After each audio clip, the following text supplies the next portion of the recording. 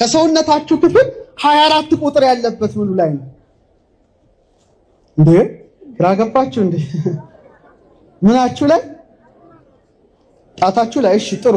ካህኑ ለምሳሌ እግዚኦ መሐረነ ክርስቶስ ስንት ጊዜ?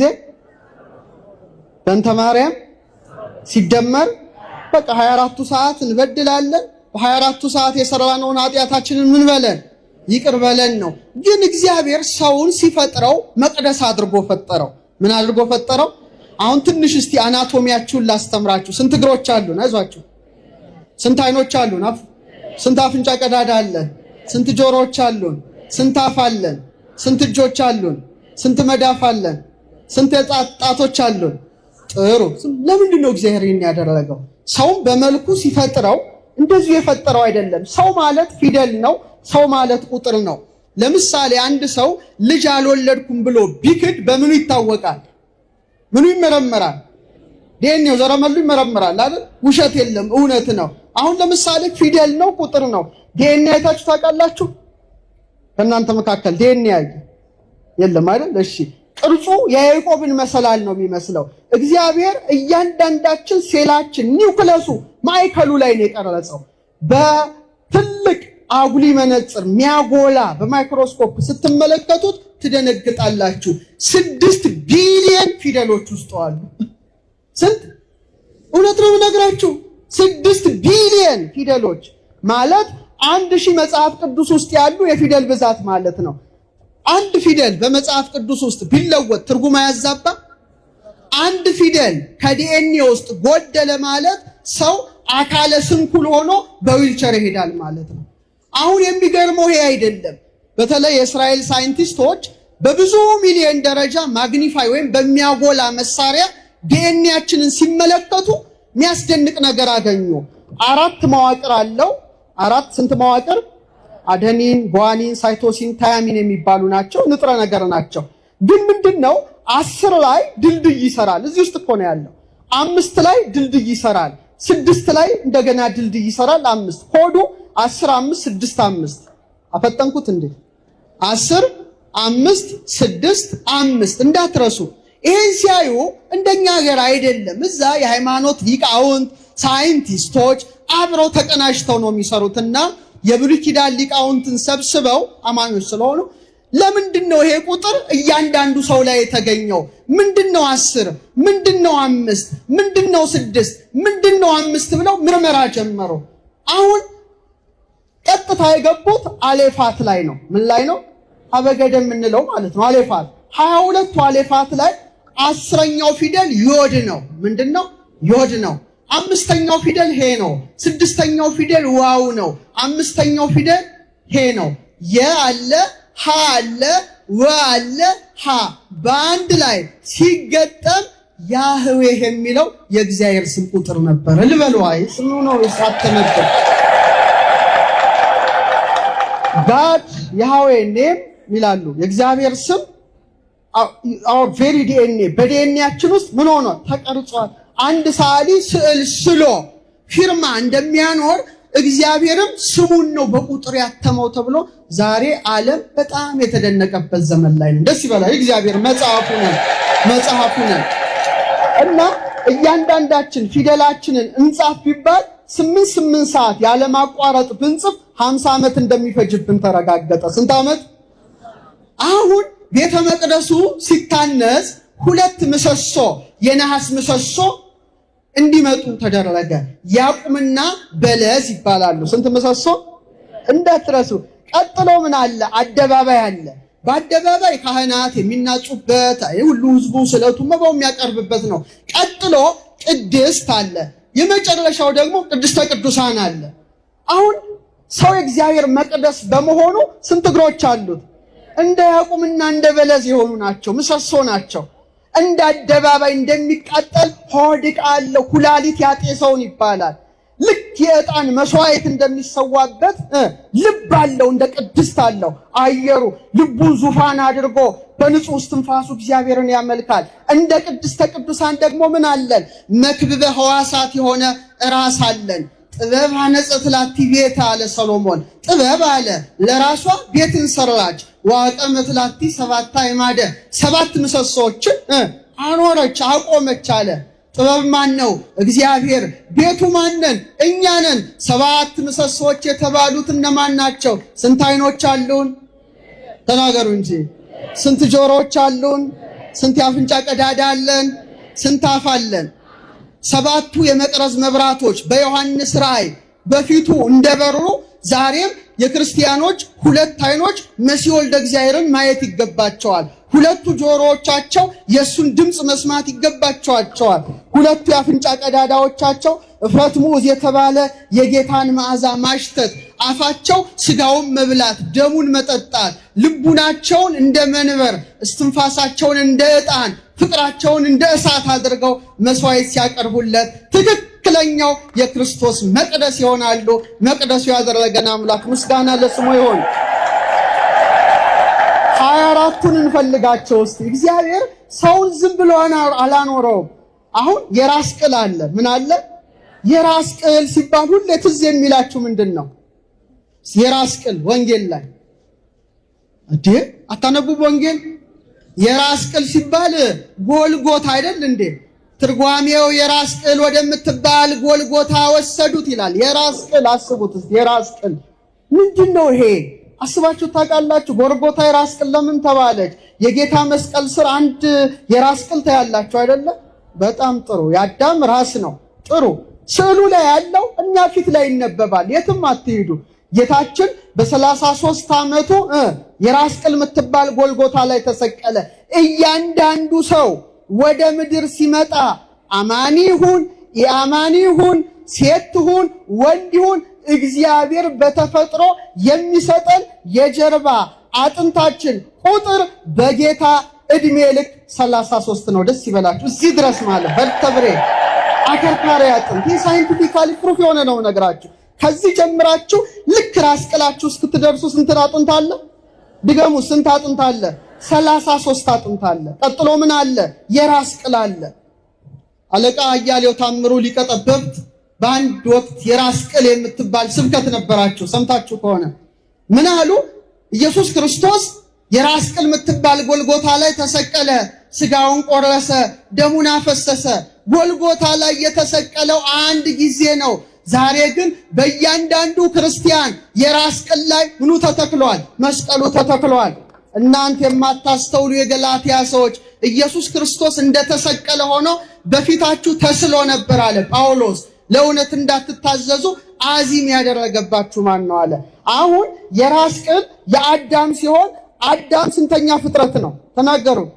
22 እስቲ በሉ ድገሙት። እግዚአብሔር ሰውን ሲያመጣው እያንዳንዳችን ስከል ቦንስ ይባላል። የራስ ቅል አጥንት ቁጥሩ ስንት ነው? 22 ነው። ሚደንቅ እኮ ነው። ታዲያ ወደ ታች ወረድ ስንል ምናችን አለ? ልብ። እስቲ በሉ ድገሙት እስቲ። ልብህን ጠብቅ ይላል። ልብ ማለት የልዑል ቤት ማለት ነው። የልዑል ዙፋኑ ማለት ነው። በዚህ የልዑል ዙፋን በሆነው ልባችን ላይ እጅግ የሚገርም ቁጥር ታያላችሁ። ሪብስ ይሄ የጎድን አጥንት ስንት ነው ቁጥሩ ይመስላችሁ? እስቲ ንገሩኝ። ሐኪሞች የላችሁ? ብዙ ይስተል ሐኪም ዶክተርስ ሜዲካል ዶክተሮች የላችሁ? የሰው ልጅ የጎድን አጥንቱ ልብን የከበበው ስንት ነው? 24 ነው። ደስ ይበላችሁ። ዝም ብሎ እግዚአብሔር አያኖርም። ንግበር ሸባብ አርያን ወባምሳሊነ ሰው ማለት የእግዚአብሔር ምኑ ነው? መቅደስ ነው። በመጨረሻም 24ቱ ካህናተ ሰማይን ስናነሳ አንድ ነገር ልንገራችሁ። ግን ከዛ በፊት ነው በጣም የሚያስደስት ነገር የሰው ልጅ የራስ ቅሉ ተፈታ። በእኛ ዘመን ድሮ የራስ ቅል አይታይም። አሁን ግን ዘው ሰርጀንቶቹ መቅደድ ጀመሩ፣ መስፋት ጀመሩ። ለመጀመሪያ ጊዜ የሰው ልጅ ጭንቅላት ሲከፈት በጣም አስደንጋጭ ነገር ተገኘ። ልንገራችሁ ትፈልጋላችሁ? እያንዳንዱ የራስ ቅላችን በሙሉ ስርዓቱ ዘፍጥረት 1 ዘፍጥረት 2 ዘፍጥረት 3 ላይ ያለ ነገር ሆኖ ተገኘ። ምን ተገኘ መሰላችሁ? መጀመሪያ የተገኘው ክሬኒያል ነርቭስ የሚባሉ እንድናሸት፣ እንድንቀምስ፣ እንድናወራ የሚያደርጉ እንደ ቅርንጫፍ ያሉ ናቸው። 12 ናቸው። ስንት ናቸው? እግዚአብሔር ለምን ይሄን ያደርጋል? አነ ውእቱ ሐረገ ወይን ዘጽድቅ የእውነት የወይን ግንድ ማን ነው? እሱ ነው። ወአንትሙ አይጹቂሁ ቅርንጫፎቹ 12 ሐዋርያት ናቸው። ይህ ብቻ አይደለም። እጅግ ነጭ ሆነ ዛፍ ተገኘ። አርበር ቪቴ ይሉታል። ደነገጡ። ቅጠል ልክ ነው፣ በጣም ነጭ ነውና ሳይንቲስቶቹ ምን ብለው ሰየሙት መሰላችሁ? ይሄ መንፈስ ቅዱስ ነው የሚያናግረው። በዛም በዚህም ትሪ ኦፍ ላይፍ የህይወት ዛፍ አሉት። ምን አሉ? ነጭ ነው። በጣም ይገርማል። ከስሩ ደግሞ ሜላቶኒን አለ። የማር ቀለም ያለውና የወተት ቀለም ያለው ነጭና የማር ቀለም ያለው በዚህ ውስጥ ይፈሳል። ይሄን ያደረገ ማን ነው? ይህ ብቻ አይምሰላችሁ።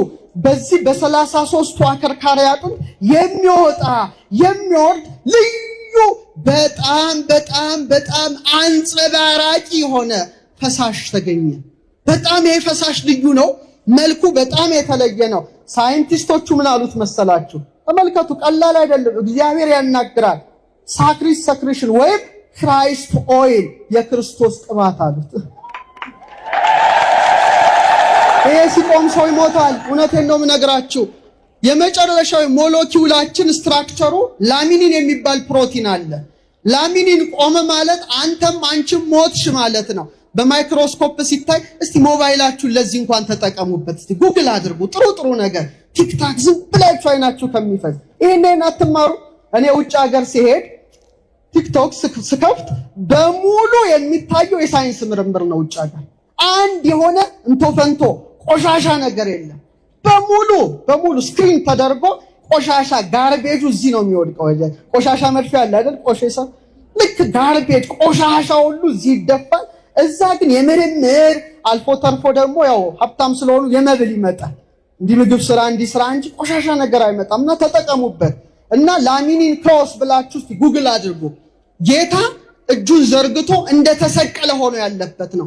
ለካ እስራኤል ሕይወትን በፊት ታያለህ ያለው ያ ነው። ደስ ይበላችሁ። ውስጣችን መቅደሱ ነን፣ የሱ መቅደስ ነን።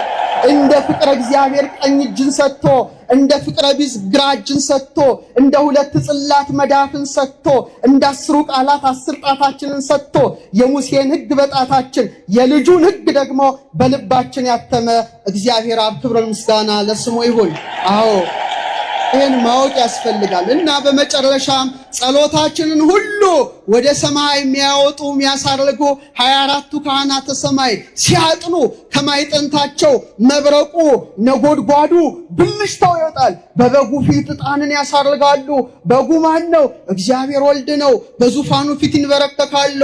የአማልክት አምላክ የጌቶች ጌታ ንጉሳችን፣ ሕይወታችን፣ ፈጣሪያችን፣ እረኛችን፣ የሕይወት እንጀራችን፣ የሕይወት መጠጣችን ስሙ ጣፋጭ ሆነው ኢየሱስ ክርስቶስ ፊት ዙፋናቸውን ወርደው ይሰግዳሉ። ክብር ምስጋና ለስሙ። አዎ እና ኦርቶዶክሳውያን በመጨረሻ ምነግራችሁ የካህናተ ሰማይ ማይጠንት የተባለች ማናት? ድንግል ማርያም እኮ ናት። አታመሰግኗት? ማይጠንተ ሱራፊ ዘወርቅ ወጽዋ ኪሩብ እንቆቢረሌ አልቦ ጸሎት ወአልቦ ትንባሌ እንበሌኪ ማርያም ጃርግሏል። ደራሲው ነው። የኪሩቤል የወርቅ ማይጠንት ይላታል። እነዛ የሁላችንም ጸሎት እንደሚያሳርገው ድንግል ማርያምም ምዕራገ ጸሎት ናት። ክብር ይግባት እናታችን እሷ ናት። ማስተማሰለኪ ኦግዝ ትነ ማርያም በማይጠንት ዘወርቅ ያሬድ ነው። በካህናተ ሰማይ ማይጠንት ባለው እጃቸው ውስጥ በተያዘው የወርቅ ማይጠንት እንመስልሻለን። ለምን መሰላችሁ? ጌታን አሁን ብትለምኑት፣ አሁን ተክለ ሃይማኖት አሉ አይደለ? ተክለ ሃይማኖት አማልደኝ ብትሉት ከማን ነው? ባለቤቱን ለምኑት። ስለ ተክለ ሃይማኖት ብለ ምን በለ በቃ ከዚያ አያልፍም። ወደ ድንግል ማርያም ግን ስትመጡ 9 ወር ከ5 ቀን ስለተሸከመ ማህፀኗ ኪሩቤልና ሱራፌል በፍርሃት የሚንቀጠቀጡ ለአንተ ስላዘለ ስለጀርባዋ ፈጣሪ ዓለማት መጋቢ ዓለማት አንተን ስላጠቡ ጡቶቿ አንተን ስላዩ ያንተን መዓዛ ስላሸተቱ ካንተ ጋር ስለተነጋገረ አንተን ስለዳሰሰ ካንተ ጋር ስለተመላለሰ ክብር ይግባት። ምዕራገ ጸሎት እሷ ብቻ ነው እና እመቤታችን በዚህ ተመስላለች። በመጨረሻም ታላቁ ጻድቅ አባታችን ተክለ ሃይማኖት ምድራዊ ሰው ሲሆን ሰማያዊ መልአክ ሆኖ የተገኘ ታላቅ አባት። እኔ ባለፈው ሳምንት ግብጽ ነበርኩኝ። ግብጽ አቡነ ተክለ ሃይማኖትን እንደሚያከብሩ ትደነቃላችሁ። የአቡነ ተክለ ሃይማኖት ብዙ ቤተክርስቲያን አለና አምባ ተክለ ሃይማኖት ነው የሚሏቸው። መጋረጃው ላይ ከነ6 አክናፈ ጸጋቸው ይሳላሉ። አቤት ተክለ ሃይማኖት ሲባል ልባቸው በደስታ ይፍነከነካል። ከኢትዮጵያ ለሚመጣ ሰው ታላቅ ክብር ይሰጣሉ። ለምን? የአቡነ ተክለ ሃይማኖት ልጆች ናቸው ብሎ ስለሚያስቡ ክብራቸው ዘድረስ ሄደ። ታላቁ አባት የእግዚአብሔር መልአክ ነጥቆ ወስዶ ከካህናተ ሰማይ አጠገብ አኑሮ የወርቅ ማዕጠንት ሰጥቶ የሥላሴን ዙፋን አብረው ስብሐት ወክብር ብለው እንዲያጥኑ ሲያደርግ ተክለ ሃይማኖት ምን አሉ? ልብሴ እንደ ልብሳቸው ምስጋናዬ እንደ ምስጋናቸው ሆነ ብለው በሥላሴ ፊት ዘመሩ። ዛሬ ዛሬ ዛሬ ማለት በካህናተ ሰማይ በዓል ኢትዮጵያውያን እንዴት የታደሉ ናቸው! ያሬድ አባታችን ዋይ ዜማ ዘሰማይኩ በሰማይ መላእክት ቅዱሳን ተነጥቆ ቅዱሳን መላእክት የሚያመሰግኑትን ምስጋና ዳውንሎድ አድርጎ አምጥቶ በሀገራችን በኢትዮጵያ ላይ ሲያዜም ደግሞ ታላቁ አባት ተክለ ሃይማኖት ደግሞ ተነስቶ የቀረውን የክህነት የማዕጠንት አገልግሎቱን ፈጽመዋል። ተክለ ሃይማኖት ተክለ ሃይማኖት ተክለ ሃይማኖት ረድኤቱ በረከቱ ይደርብን። የካህናተ ሰማይ አማላጅነት፣ የኪሩቤል የሱራፌል ጸሎት፣ የእልፍ አእላፋት ቅዱሳን መላእክት ተራዳይነት በሀገራችን በቅድስት ኢትዮጵያ ላይ አድሮ ይኖር። ወስብሐት ለእግዚአብሔር።